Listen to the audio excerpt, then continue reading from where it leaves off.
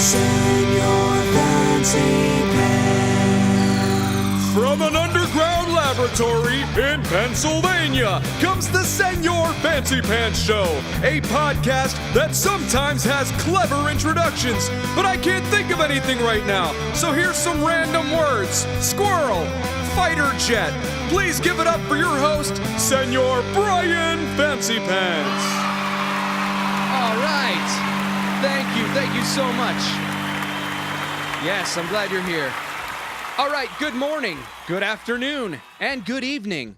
I don't know what time you're listening to this, but whatever time it is, I hope it's good. And I hope it's about to get even better for you because we are about to get started with episode 15 of the Señor Fancypants Show, starring everyone's favorite co-host, Lincoln. Say hello, Lincoln. Hi, thanks for joining us. So we are now well into the start of spring here in the Northern Hemisphere, so you know what that means. Allergies. Well, that is true for many people, but that's not really what I was thinking. I was gonna say, it's baseball season. For many years, baseball has been known as America's pastime. I'm not sure if that's true anymore, because right now it seems like America's pastime is looking at phones or adding bacon to everything. I mean, seriously, bacon is great, but it's getting a little crazy. Like every time you go somewhere, people ask you if you want to add bacon to stuff. And I'm just like, I'm trying to buy some pants. Bacon is not a necessary part of this transaction. Wow, Lincoln, you like that one? All right, but anyway, I do love baseball, and I loved it even more when I was a kid because I got to play on a baseball team. And I was actually a pretty good baseball player. Now, Lincoln hasn't really developed much of an interest in sports yet, and maybe he won't ever, and that's totally fine. But he is a fan of our local baseball team, a little team known as... The Phillies. The Philadelphia Phillies. In a few weeks, the third graders at Lincoln's school get the opportunity to sing the national anthem at a Phillies game. So Lincoln gets to be a part of that, and he's really looking forward to it. And so am I, because I get to take him. Now anyway, since it is baseball season... here are just a couple of random baseball facts. The oldest baseball park that is still in use is Fenway Park. Fenway Park is the home of the Boston Red Sox. They've been playing there since 1912. The people who wrote the song Take Me Out to the Ball Game had never been to a baseball game before. The song Take Me Out to the Ball Game was written by Jack Norworth and Albert Von Tilzer back in 1908. It is traditionally sung in the middle of the 7th inning of a baseball game. I really hope that someone eventually took Jack and Albert out to a baseball game because it sounds like they really wanted to go. All right, one more fact. The team that has won the most World Series championships is the New York Yankees. The Yankees have won 27 World Series championships. That's only 25 more than the Phillies have won. So it looks like we've got some catching up to do. So Phillies, if you're out there listening to this, we have a strategy. Win more games. That's right. What you want to do is you want to get more points than the teams you are playing against. Then you are guaranteed to win. What do you think of that strategy, Lincoln? It's amazing. It's highly effective. Anyway, if any of you are new to playing the game of baseball, then you probably just got a new baseball glove or baseball mitt, and it's going to be a little bit stiff when you first try it on. One way to soften up your glove is to get some special baseball glove oil, rub it into your new glove, roll it up, and put a rubber band around it, and then leave it overnight. If you got a baseball, put it inside the glove before you fold it up. I remember doing that when I was a kid, and I'm sure it still works. All right, that's probably enough baseball talk for right now. I put some oil in my baseball mitt, folded it up and put a rubber band around it. Tomorrow morning it will fit like a glove, and I'll take it to the field and play the game that I love. La la la la la la la la la la la. So, Lincoln's school is currently on spring break, which means he has no school this week. We're not going on any crazy trips to Mexico or anything, but since it is Easter, we will be going to visit some family. So we are heading to a magical place in New York State called... Oneida County. Ooh, Oneida County. It is there that we shall enter another magical place called Rome, New York. It's a small town that is home to around 35,000 people, and we're probably related to about half of them. Many people like to take cool trips during spring break, and some people might go to Disney or Cancun, and of course Delaware. But even though we're not going on to any vacation destinations this week, no offense, Rome, New York, we have been fortunate to be able to travel to some cool places. Lincoln's only 9 years old and he's been to Australia 3 times. But we were wondering what kinds of places some of our listeners have been lucky enough to travel to, and that brings us to one of our regular segments. Keith Brockway's Question of the Day. Keith Brockway's Question of the Day. The question of the day today is, where is the coolest place you've ever been to on vacation or holiday? And Keith's answer was Times Square, which is, of course, in New York City. We mentioned it on one of our past episodes. Keith wrote, I've been to Times Square a few times now. It's pretty fantastic. Everything you could want is in an area of just a few blocks. There are tons of lights and shops. It was super busy. It was great to visit, but I have a feeling it would get old after a while. Way too many people. All right. Drew Forrester wrote, hands down, Trunk Bay in St. John, which is in the U.S. Virgin Islands. He wrote that there's a snorkeling path on the ocean floor in Trunk Bay. So you snorkel down to read the plaques and learn about the fish and other ocean life, which literally surrounds you while you're reading. That actually sounds pretty amazing, Lincoln. Would you do that? Probably not. Probably not, because you're not quite a great swimmer yet. You're getting there. Sarah said her favorite place that she's been is the Castillo San Felipe de Moro, which is in San Juan, Puerto Rico. She said the ocean and island view from the lookout point is breathtaking. I'm going to have to go look that one up. I'm not that familiar with that place. David wrote, Hawaii was awesome. And that's all he wrote. All right. Phil apparently agrees with David because he said Kauai is the coolest place he's been, which of course Kauai is in Hawaii. Phil said that he enjoyed driving around the island in a Jeep with the top down. Amazing beaches, unbelievable scenery. Yeah, Hawaii is one of those places I've never been for some reason, and I'd definitely love to go check it out. Rich Jones's answer is very specific. I know Rich Jones. He's a stand-up comedian in Ohio, but he said that his coolest vacation was going to see WrestleMania 8 at the Hoosier Dome in Indianapolis, which is in Indiana. Rich got to see his favorite wrestler, Bret the Hitman Hart, defeat Rowdy Roddy Piper for the WWF Intercontinental Heavyweight Championship.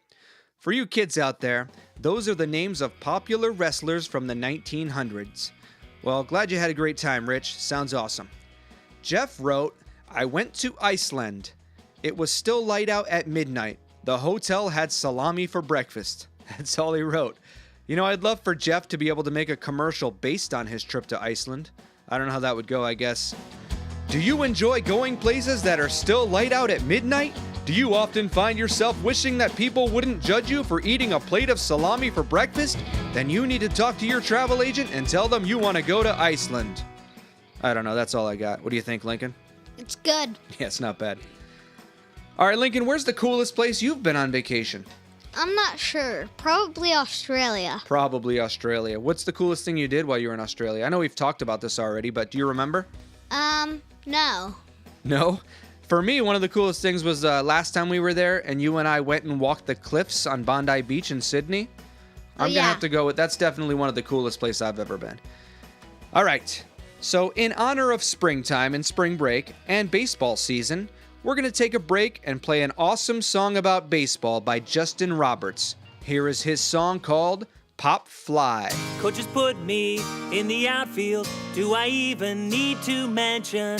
It's my job to catch the ball and, more important, pay attention to the pitcher or the batter. Is it the former or the latter? Does it even really matter? When there are dandelions grown along the fence, and there's cotton candy clouds that look like elephants, and that squirrel up in the trees, looking down at me, then back up at the sky. Is it a bird or a plane? Should I pray for some rain or hope that it's just a helicopter? Suddenly I'm seized by a horrible disease. Someone please call my family doctor. 'Cause it's a pop, pop, pop, pop, pop, pop, pop, pop, pop, pop, pop, pop, pop, pop, pop, pop, fly, pop, fly, pop, pop, pop, pop, pop, pop, pop, pop, pop, pop, pop, pop. Oh, it's nothing, I'm feeling better. Thought it was round and made of leather. I could really use a snow cone. Hope my baseball cover isn't blown. We're in the 6th or 7th inning. I don't know if we're even winning, if it's over or just beginning. When there are weeping willow trees outside the shady stadium, and there's giant bumblebees collecting honey for their homes. And that squirrel up in the trees looking down at me, then back up at the sky. Is it a bird or a plane? Should I pray for some rain or hope that it's just a helicopter? Suddenly I'm seized by a horrible disease. Someone please call my family doctor. 'Cause it's a pop, pop, pop, pop, pop, pop, pop, pop, pop, pop, pop, pop, pop, pop, pop, pop, pop, pop, fly, pop, fly, pop, pop, pop, pop, pop, pop, pop, pop, pop, pop, pop, pop, pop, pop, pop, pop, pop, fly, pop, fly, pop, pop, pop, pop, fly. I would rather fly anywhere but here, underneath this ball as it falls. I'm all alone here in the outfield. Do I even need to mention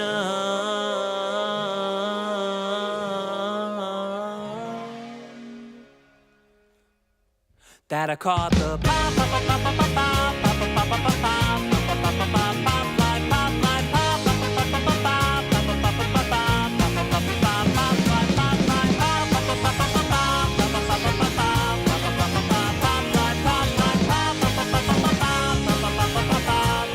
pop, pop, pop, pop, pop, pop, pop, fly, pop, fly. Awesome. I love that song. I love all of Justin Roberts' songs, and you should go and download some of his music now. He's great. All right, now it's time for another segment. Lincoln, what do you want to do next? The place of the day. Yes, that is right here, written down. Place of the day. Okay, today's place of the day is the second largest city in Brazil, known for its beautiful beaches. Today we're talking about the city of Rio de Janeiro. From here on out, we'll mostly just be saying Rio, but that's the full name. Rio is home to around 6.5 million people, and it's located in South America. Like I mentioned before, it's in Brazil. Brazil's the largest country in South America, and the 5th largest country in the world. So here are just a few more facts about the city of Rio. The name of the city means River of January. Rio de Janeiro translates to River of January, just like Lincoln said. The first European explorers that visited the bay in Rio in January of 1502 thought that the body of water they were looking at was the mouth of a river instead of the ocean, so it should have been called the Bay of January or Baio de Janeiro or something, but it's too late to change it now. Rio has an annual festival that is the biggest carnival in the world. Yes, Carnival is a week-long festival. Every day during Carnival, there's about 2 million people per day in the streets. The Carnival Festival began in 1723. If you want to see an animated representation of Carnival, I suggest watching the movie Rio. Rio is home to the largest urban forest in the world. It's called the Tijuca Forest. I'm probably saying that wrong, but that's what it looks like. As most of you know, most major cities don't have a giant forest within the city limits. Rio does, and it looks like an awesome place to explore, the Tijuca Forest. There is a very famous statue in Rio. Yes, the famous statue is called Christ the Redeemer. It's a giant statue of Jesus. It's 98 feet tall, which is 30 meters. And that doesn't include the 26-foot pedestal that it stands on. It's made of concrete and soapstone. It's a very popular tourist destination. Rio hosted one of the largest concerts ever. On New Year's Eve in 1994, a gentleman named Rod Stewart played a free concert in Rio, and 3.5 million people were there. Way to go, Rod Stewart! In Rio, street art is not illegal. That's right. It is totally legal to make street art, but you can't just go around spray painting whatever building you want to. You have to ask permission from the owners of any property you want to add your art to. So the street art in Rio is really well done. Rio is home to South America's oldest electric railway. It's called the Santa Teresa Tram. It goes from the center of the city to a neighborhood called Santa Teresa. The railway has been running continuously since 1877, and it became electric in 1896. So that's one for all you train fans out there. All right, we've got time for one more fact about Rio. Rio has more than 200 schools where you can learn Brazil's most famous dance. Their most famous dance is called samba, and it is the most popular style of dance in all of Brazil. If you ever go to Rio during Carnival, you will get to see millions of people doing the samba. And if you decide that you want to learn, well, you've got over 200 schools to choose from. All right, it's time for a quick commercial break. Today's episode is brought to you by snakes. Do you like lizards, but wish that they were longer and had no legs? Then perhaps you should try snakes.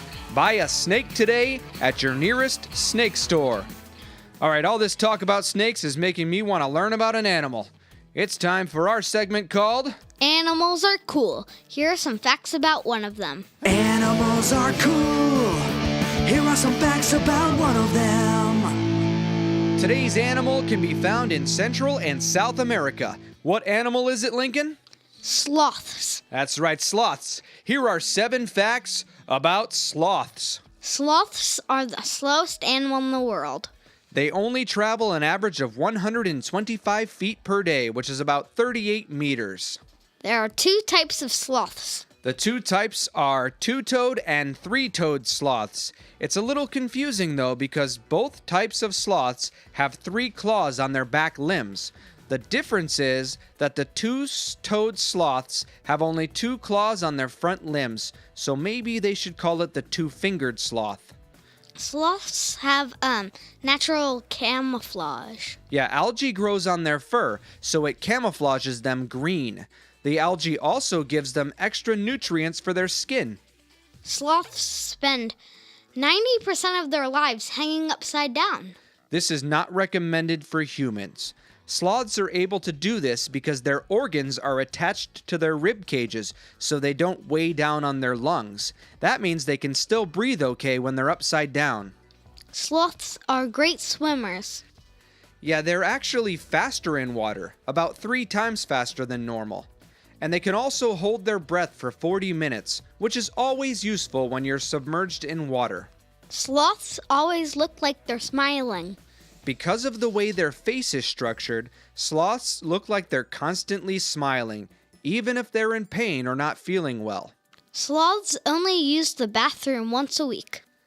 Usually, the only time a sloth will leave their trees is the one time a week that they need to use the toilet, bathroom, restroom, latrine, or whatever you call it in your country. This is the most dangerous part of their week, though, because that is when they are most likely to be attacked by predators. Aren't you glad that we can use the bathroom with almost no chance of being attacked by a jaguar? Yep. All right. Anyway, that's enough about sloths for today. Is there anything else we want to talk about before we play one more song, Lincoln? Graphic novels. Oh, yeah, that's right. You wanted to talk about that. Yeah, so Lincoln and his sister have been getting really into reading graphic novels lately. Lincoln, what is a graphic novel? They're like these comic books, but they're long. Okay, so a graphic novel is just a long comic book, basically. Now, which graphic novels have you been into lately? Amulet and the Legends of Zelda ones. Amulet. I actually read the first Amulet book, and I gotta say, I thought it was pretty cool. And how many books are in that series? 8 so far. 8 so far? They're gonna make 9. Okay. Yeah, so if what age group would you recommend that for? Not little kids, right? Yeah. Probably like 8 and up? Yeah. Okay. And the Zelda ones you think are cool? Yeah, they're awesome. All right, what else have we been into lately? Are there any new Switch games that we've tried? Yeah. Oh yeah, we borrowed a couple from the library last week, didn't we? Yeah. Which ones did we borrow? Mario and... Which Mario? Mario Deluxe. Oh yeah, Mario Deluxe. I haven't played that one yet, but I did try the game Rocket League that we borrowed, which is basically a soccer game, but instead of people, it's race cars. Race cars playing soccer. I wouldn't have thought of that, but I gotta tell you, I had a lot of fun playing it. So, there you go. Those are just some things we've been into lately, so check out some graphic novels that we talked about, and maybe check out Rocket League if you haven't. I know it's been out a while, but that was my first time playing it. All right. This has been a fun show. Lincoln, have you had a good time? Yeah. Hopefully our listeners enjoyed learning some things. I know I did. But right now it's time to transition into our ending music. All right, it's almost time to wrap up episode 15 of the Señor Fancypants Show. Thank you so much for taking the time to listen, and please do tell your friends about this show. Before we go, we're going to close with an awesome song as we usually do. And our closing song today is by an artist from the United Kingdom called Nick Cope. I've had this song stuck in my head all week. It is the most beautiful song about an alien that I've ever heard. So here is the song Alien by Nick Cope. Enjoy.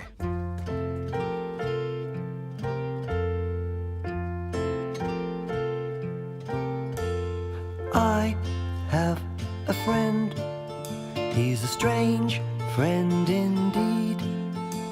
He doesn't look like you, and he doesn't look like me. His arms are long and skinny, and his legs are short and fat. His head looks like a cabbage, he's got teeth like a vampire bat. He's an alien, he's just a small green alien, and he's got 3 big eyes on his face. Can you count them? 1, 2, 3. He's an alien, he's just a small green alien, and he comes from outer space. He likes to go to pet shops to look at all the pets. But when he saw the turtles, well, he got a little bit upset. They remind me of my family, he said in such a sad old way, that the shopkeeper looked over and asked me if my friend was okay. So I explained to him, he's just a small green alien, and he's got 3 big eyes on his face. Can you count them? 1, 2, 3. He's an alien, he's just a small green alien, and he comes from outer space.